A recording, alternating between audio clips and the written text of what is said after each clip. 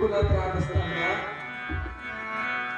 अनेकदा तुमच्या गावात हे उदाहरण सांगलं असेल. मी जेव्हा गुरुकुलात राहत होतो तेव्हा लसणपूर म्हणून गाव आहे, हिंगणघाट, समुद्रपूर तालुका. ज्यांच्या मार्गदर्शनाखाली मी बोलून राहिलो आदरणीय रविदादा मानव, त्या ठिकाणी कार्यक्रमाला गेले. एक आजी अशीच रडत होती. आजी रडत होती. रविदादांनी ती गोष्ट समजून घेतली. 9 महिन्याचं लेकरू, 9 महिन्याचं लेकरू मायेने देवघरात ठेवलं.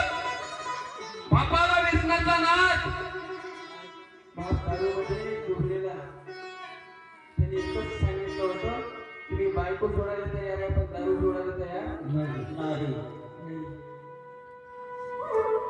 9 महिन्याचं लेकरू असताना तिने देवघरात ठेवलं आणि स्वतः 5 लिटरची कॅन घेतली रॉकेलची, स्वतःच्या अंगावर ओपून घेतलं आणि स्वतःला पेटवून घेतलं. पेटवून घेतल्यानंतर 90% बाई जळली. किती टक्के? 90% बाई जळली. 90% बाई जळलेल्या बाईकडे ते लहानचं 9 महिन्याचं लेकरू जाईल का हो? ते जात नव्हतं. ते माय घ्यासाठी कवटाळत होती. 4-5 दिवसात तिचा मृत्यू झाला. होळीच्या दंगलीत बाप्पाचाही मर्डर झाला.